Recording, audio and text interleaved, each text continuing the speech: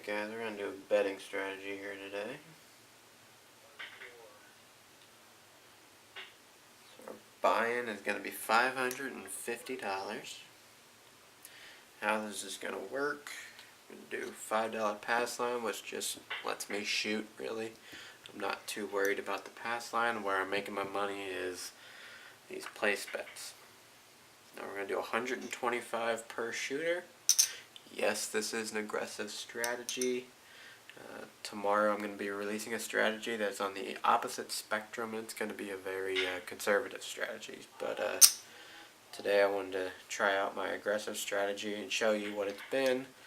I think this is a little more unique. I haven't seen really anything that quite similar to this on YouTube yet, but in all honesty, it's just a super aggressive iron cross. That's really all it is. So let me show you how it works.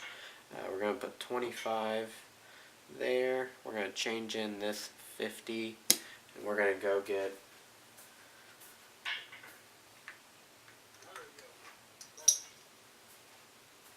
four blue chips, and we're going to get 2 red chips. All the blue chips go on the field numbers, including the field. That is no longer mine. These will cap the 6 and 8s. Now let me tell you how I play this. I play this because I've been practicing for months now, going on probably 8 months. I practice nearly every day, watching YouTube videos as I practice. I've noticed that my 7-out ratio is right around 9 to 10. That does not include come-out 7s. I actually do throw quite a lot of come-out 7s, but I don't count those because I am actually winning on the pass line.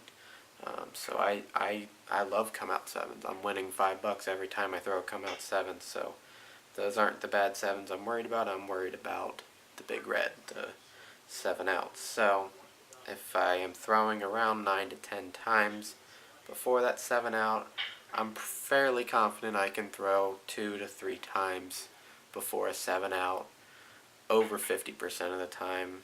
And currently it's been about like 70 to 80% of the time. So I've been making money on this strategy. But like I said, it is an aggressive strategy, and I'm not really controlling the dice in any way. You know, we all have our good days and bad days. It's just that my skill level at this point, I feel like I can influence the dice just a little bit to go in my favor most days than not. So I don't want to get into that whole debate. I know it's a pretty hot topic, and it's we're not going to get into that. But anyways, what I do with this strategy, I will collect 3. So I'm feeling bad, I'll do it 2 times, but I'll leave them on for about 3 rolls, and basically every roll. So every roll I'm collecting about 25 on my first. So let's say the point has been 5 or whatever. My 6 and 8s will pay 25. At that point, I will put the 9 down, and I will bump up the 10 to buy it to get a better house edge on the 10. Once the next one hits, let's just say it's a field that hits, so that'll pay me 10. I will put that 10 on the 4, so we can buy the 4 and get a little better house edge, because the regular place bet, as you guys know, is sky high. Again, if I'm doing the 2 and down, then at that point I would call my bets off. I would wait for a 7-out, and then I would keep going, again, every 2 times. Also, if a point is hit, I will put them back on for 2 rolls. Now you're probably thinking, well, the odds are the same all the time, and if I'm waiting for a 7-out, why do I do it after the point? There is no logic or reason behind that. It's just because, hey, if I'm good enough to be hitting my points, then I feel confident enough that I can hit 2 more after that. And you know what they say about playing with scared money, it don't win anything. So I feel if I'm confident enough, if I'm hitting points, then I should be able to roll 2 more times. Again, it's craps, and it doesn't always work that way. Anyways, we progress as we keep going, and we get these built up a lot. I call this strategy, it's similar to one of Color Up's videos.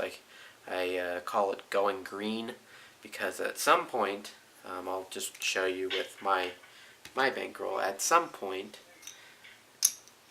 and again, very aggressive, at some point these will get up to green chips. So that means 150 here, 150 here. That means 125 on the 9 and the 5.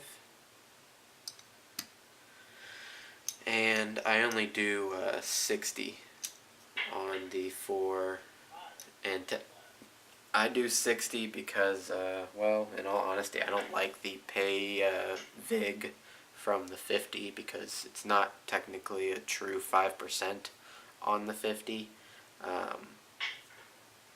Normally, you know, if you're doing a $25 chip, they'll charge you $1 for it, but me being I have a degree in math, so I just prefer the evenness of 20, and the casino that I play at actually will let you buy the 4 and 10 at 20, which is that whole dollar instead of just over $1 for the 25. And you are hoping that the casino is nice and just charging you the dollar, which again most of them will do. So that's why I get it up to 60, and that's where I stop. If you want to try the strategy and do it at 50 and only pay $2 for your $100 on your win, go ahead. Again, if you didn't look at my last video, pennies are buy chips. I laugh too, but it's what I have to work with. It's really hard to find buy chips that are this small. I could get the regular ones that would take up the whole chip, but it's whatever. So anyways, I think I'm going to cut this video off right here, and I'm going to run another video, and I'll actually play this out and show you how I do. Thanks for watching.